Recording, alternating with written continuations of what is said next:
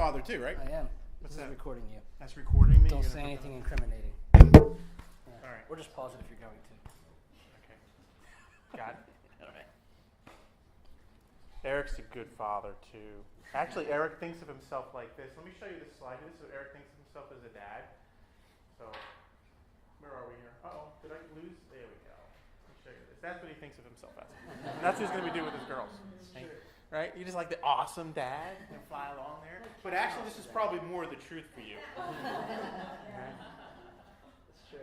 And I think that's the way a lot of this with a lot of dads. If I were to ask you what was your dad like, you'd probably tell me all the positive things because we just don't talk negative about our dads. But a lot of us have some negative things that have happened with our dads, and they really aren't as great and as awesome as we would like them to be. I had a dad. I think all of us had dads, whether we know them or not. We all had a dad. My dad, I wasn't really bad, but he was an alcoholic, and he was later divorced. And there was a period of time in my adult life where he refused to talk to me for 2 years. But I had a dad. Now, there are some people who don't have any dads. We know them as orphans. We don't think of themselves. They don't know their dad. They've had a physical father, but they never had a relationship with that dad. We have a pastor in North Jersey up in Hamilton. He just adopted 3 boys from Uganda. So he went out there for the entire summer last year to try to find the dad, the physical father, the biological father, in order to sign the paperwork. Couldn't find him. Couldn't find the dad to do that. But after months of doing that, they finally were able to get these 3 boys. Another pastor down in Egg Harbor Township, he's adopted 3 kids also, and now he has 9. Okay. But there is a pattern, it seems, with adopted children, whether you're an adult adoptee or not. The pattern seems to be that those who are adopted, who don't really know their fathers or their moms, they are trying to find their biological parents. You ever hear that? They're out on a mission to find out who their real parents are. One psychologist, he put it this way. I can't speak for all adult adoptees, but I can say, after interviewing several of them over the years, that many of us, and he's including himself in this because he is one, that many of us have trouble feeling completely comfortable wherever we are, no matter how welcomed we may be. At times, our discomfort can manifest in distancing, indifference, or even rudeness. But we usually don't intend to insult anybody. We just seem to have an internalized nomadic notion that we don't belong anywhere in particular. And even when we do settle somewhere, we often work our asses off to prove our worthiness, just in case anyone gets any ideas about putting us back up for adoption. And that's the feeling that a lot of these orphans have. Orphans and adopted children often wonder, did my parents really want me? Do I really belong anywhere? Am I wanted? Am I worth anything? Or they get, I am going to prove that I am. I'm going to prove that I'm significant, and I will make sure that nobody's ever going to hurt me again and reject me again. And I will make my life work, and I'll do it myself. Now, I've been in ministry for 33 years, and I work with lots of people. And those same words that orphans have said and think and admit are the same words that many of those that I know who know their biological parents have said about themselves. It's almost as though we are in a society of emotional orphans. That though we may know our physical and biological parents, there is a sense of internally that we are orphans. That, do I really belong? One author calls it an orphan spirit.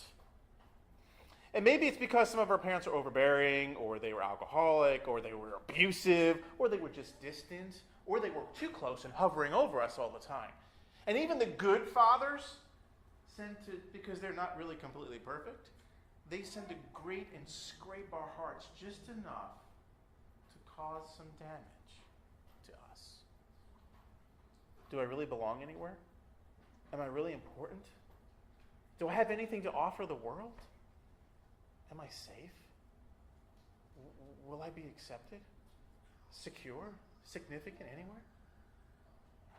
Jesus told a story that I think answers and addresses those questions. It's a story that you're probably, if you've been a believer for a while, you're probably familiar with the story. And even if you're not a churchgoer necessarily, you might have heard of the story before. It often is called the parable of the prodigal son. So if you have your Bibles, I want to read it for you. And it's in Luke chapter 15, and it begins in verse 11. Okay? So let's read this. And this is Jesus talking. And he said, there was a man who had 2 sons. Let me just pause right there. What's the story about? Who's the story about? Jesus says there was a man who had 2 sons. The man. There was a man who had 2 sons. The emphasis is on the father.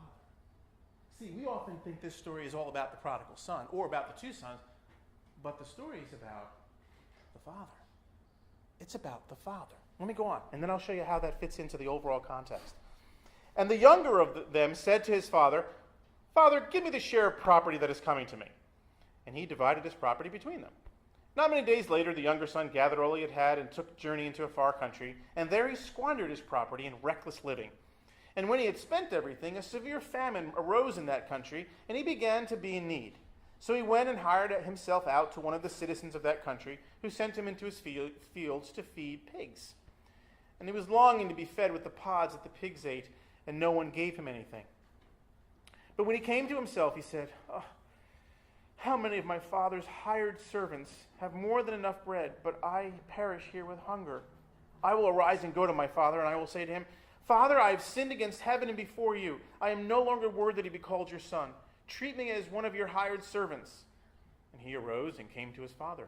But while he was still a long way off, his father saw him and felt compassion, and ran and embraced him and kissed him. And the son said to him, Father, I have sinned against heaven and before you, and I am no longer worthy to be called your son. But the father said to his servants, Bring quickly the best robe, and put it on him, and put a ring on his hand and shoes on his feet, and bring the fatted calf and kill it, and let us eat and celebrate. For this my son was dead and is alive again. He was lost and is found. And they began to celebrate. Now his older brother was in the field, and as he came and drew near to the house, he heard music and dancing. And he called one of the servants and asked what these things meant. And he said to him, your brother has come, and your father has killed the fatted calf because he has received him back, and he's safe and sound. But he was angry and refused to go in. His father came out and entreated him. But he answered his father, Look, these many years I've served you, and I never disobeyed your command. Yet you never gave me a young goat that I might celebrate with my friends. But when this son of yours came who has devoured your property with prostitutes, you killed the fatted calf for him.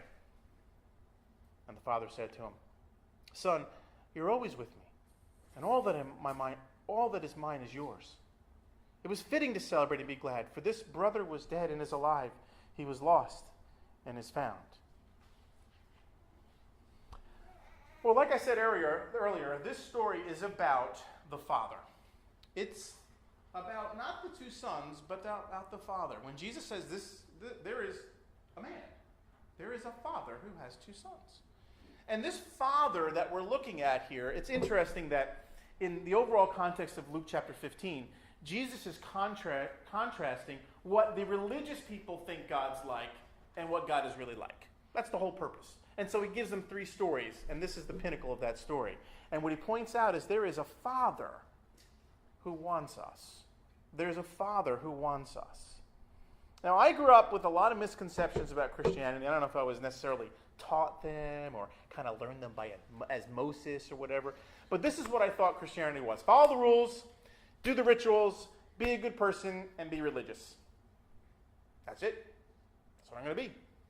And basically it was all about how I need to get right with God. And I believe those are the same misconceptions that are prevalent in Jesus' time. And so as Jesus is telling the story of the religious people, that's what they're saying. Follow the rules, do the rituals, be a good person, be a religious Jew. That's what you need to do.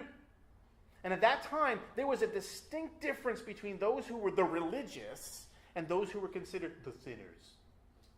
So much so that one of the regulations was very explicit and said this about the religious and the sinners, how you need to stay away from them. This is what it said. Entrust no money to the sinners. Take no testimony from him. Trust him with no secret. Do not appoint him guardian of an orphan. Do not make him custodian of charitable funds. Do not accompany him on a journey. The religious folks were told, that's how separate we want you to be from those who are not religious. And so this story is Jesus saying, God's not like that. God's not separate. He's close. He's a father who wants us. See, there is a father who takes in bad kids. And that's the first son. There's a father who takes in bad kids. My dad, after the divorce, he went carousing around and slept with lots of different women and going to clubs and bars and everything. He even tried on my 18th birthday. He wanted to get me a prostitute so I could be inaugurated into adulthood. I had just come to know Jesus, though, so I didn't take him up on that offer. But that's where my dad was at in his journey. He was ending up being a prodigal in a sense. He was completely running away from everything because of the pain he was going through. So the younger son is what we would call a prodigal. The word prodigal means excessive. Doesn't mean necessarily wayward. It means excessive. And this younger son, what he does is he rejects his dad. Then and today in the Middle East, respect for one's father is paramount. It's so important. And so the son's request for inheritance to this still healthy patriarch of the family, it constitutes an ultimate offense. It's like saying, I wish you were dead. I wish you were dead. I can imagine my son coming up to me, Dad, I wish you were dead. Give me your money. Can we just write you up now so I can get the $750,000 that you have for your life insurance policy? I need that right now. That's basically what this guy's saying. So it's heartless, it's callous, it's mean. It's basically, screw you, I want what I want now. Now that brings tremendous shame and embarrassment on the father, not just because the son's treating him like that, but the land that the son gets, he can't sell to people in the town there who already knows dad. So he has to sell it to strangers of a faraway land. Because it's property. It's not like cash and credit cards or anything. No, this is property. So he's got to sell it to strangers from another land, another town who don't know his dad. So could you imagine you've got a large plot of land, and you have, let's say you live in Medford, and you got an extra side garage off on the side there, but your son, his inheritance was, 3/4 of the property or half of the property. He took half of that property, deeded off to somebody else, and suddenly at your door comes strangers. We're going to take that garage now because we have the deed to that. That's basically what it was. And remember, this is a small little town, so everyone knows what everyone knows. So that's tremendously embarrassing to the dad as well in the community that he's in. So it's not about doing bad things or going off with bad people. Yes, he does squander his money, does do all that, but that's not the point. The point of the story is what he did to the father. He rejects his father's care. He rejects his father's way of life. He rejects his father's authority. He rejects his father's relationship with him. I don't need you. I don't want you. I don't trust you. And I'll do it myself. Thank you very much. Just give me what I need. And that's like what people today who decide they want life to work their way. No one is going to tell me what I can or cannot do. I'm going to do it my way. I know a guy who did that. His name was Frank. Frank worked for the, I don't know what to call it. We'll say the Jersey mob. All right? He worked behind the scenes. He was actually hired to do things that none of us would probably think of doing. And his biggest conquest was when they asked him to kill somebody. He had killed everything else, he told me, except for a human being. And he was ecstatic now because he had all these women. He had anything he wanted. He was married, but his wife didn't care if he slept around. So he had everything, like money and everything. But now he was asked to kill somebody. And so he was ecstatic because now he'd be able to climb the ladder even further in the Jersey mob scene. He would solidify his standing, prove his worth, and he would belong to that network. And so there are, people who squander their life with the accumulation of new toys and status symbols, or they numb their emotional pain through drugs and alcohol, or they recklessly pursue riches and they're just lost in forgetting about people. They lose relationships over money, or they vainly try to, get the feeling of significance by squashing others and putting them down and living by intimidation. These people don't want anything to do with God. They want to do it their way. He's just a killjoy to them, a relic of a dead generation. He's irrelevant. They don't trust him. They don't want him. They don't care. They're like the excessive son, the prodigal son. I talk with Frank often. You see, Frank, driving by a church one day when he was on his way to kill somebody, was compelled for some reason to go into that church. And he walked in that church and started crying. Later on, he went back to that church. He ended up not doing the hit he was supposed to do. And now Frank and I often get together for coffee because he's starting a church in New Jersey. As he was drawn back to a heavenly Father. And he never really had an earthly father involved in him, because there is a Father who wants us. Whether as bad as Frank was, doing all those things, or as bad as the prodigal son, or as bad as maybe even some of you are in some of your backgrounds, there's a Father who wants us. There's a difference between a Father who tolerates us and a Father who wants us. Because the Father is good. And that's what the story shows us, that the Father is good. Because the Son even realizes that nothing satisfies like reconnecting with my dad. He finds no pleasure. All these other things. He's got all this money, and then finally it's, I might as well just go back to my dad because all this stuff doesn't work. And the Father, his response to the Son is what? When he sees the Son walking up, he runs out to get him. He runs out to get him. And then he does all these things. He's, by the way, by running out, he's violating cultural norms. Old men don't do that. That's not something they do in that time. It was a sign of humiliation. The Son should be running to the Father, not the other way around. But the Father is now running to the Son. He saw him, so he knows him so well. He felt compassion. Notice, Jesus said he felt compassion. That's different than having compassion. I feel pity for you. But he feels it. I might do nice things for people, but really not feel it. Jesus is saying here the Father felt compassion. Even though the Son did all that to him, he still felt compassion for his Son. He embraced him, a sign of affection. He kissed him, a sign of acceptance. He put a robe on him, a sign of dignity and honor. He put a ring on him, a sign of authority. He put shoes on him, a sign of not being a servant, because servants don't wear shoes in those days. So the Father accepted him back, forgave him, restored him, and goes as far as giving him a new identity, back as a son. He was a slave before in someone else's pigsty, and the Father saying, no, you're not. You're my son right now. Before you do anything to show that you are, I am making you my son. Before you do anything to make up for it, I'm making you my son. And that's what Jesus is saying to the religious people. That's what God's like. That's the kind of Father that God is. He takes broken people. He doesn't reject them. He doesn't expect you to clean up your life and fix your life before coming to him. He doesn't demand that you learn everything before you ever turn to him, or follow all the rules before he does anything for you. No. All the secrets that are in your lives, the things you ruminate in your minds that you wish, if someone knew I thought about that. If God thought about that,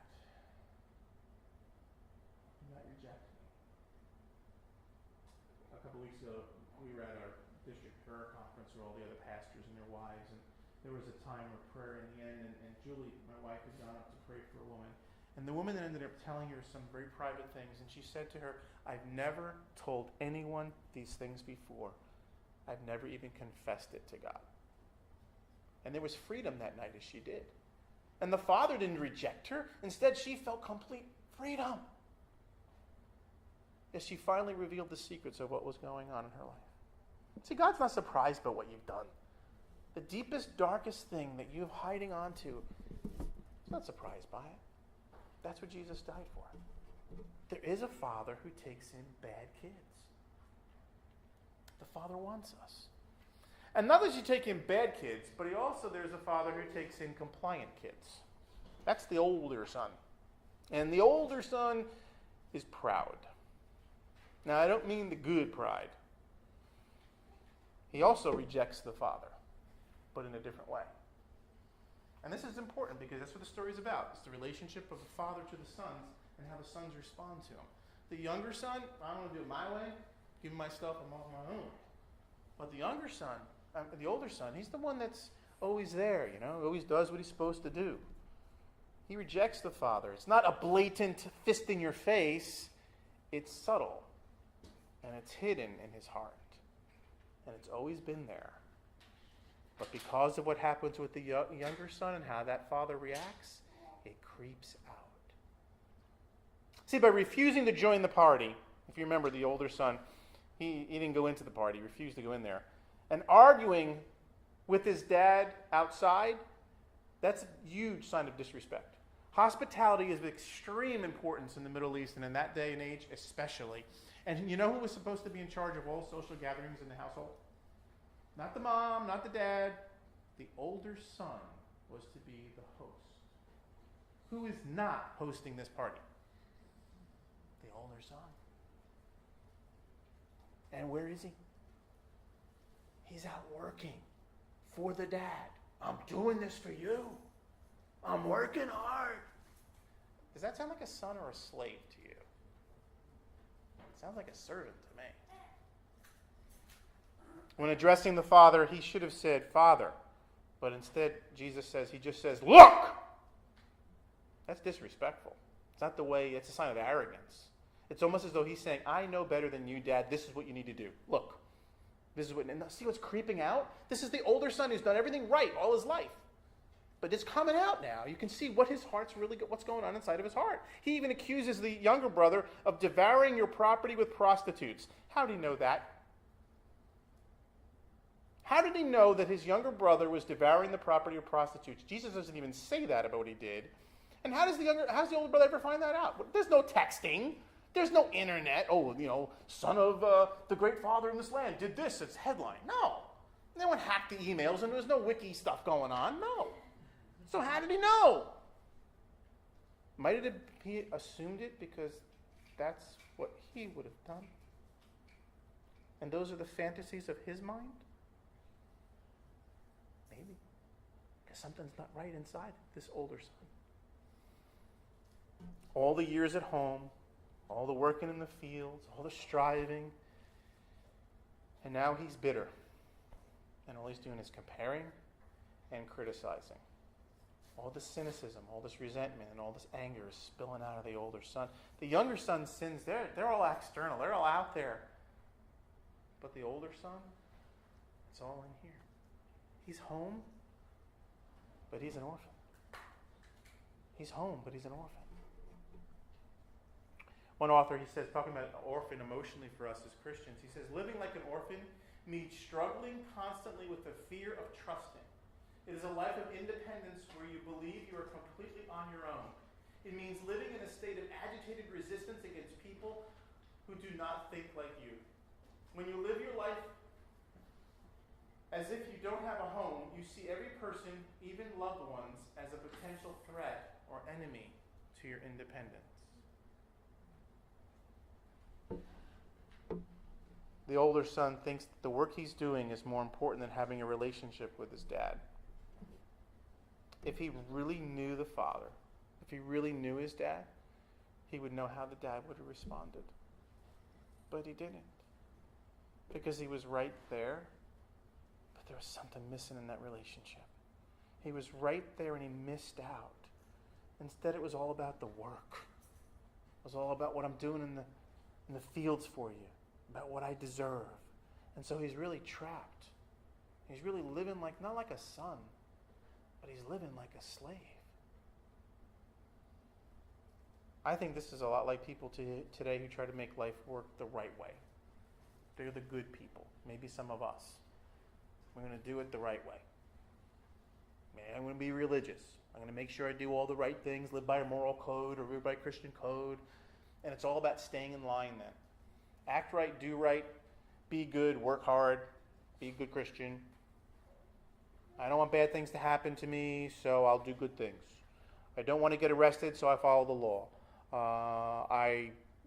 I'm afraid of God and what he might do, so I'm going to please him. I want to be treated nicely, so I'll treat others the way I want to be treated. I don't want to be rejected or left out, so I'll do what's expected of me. Now notice, all those things are about what I can earn.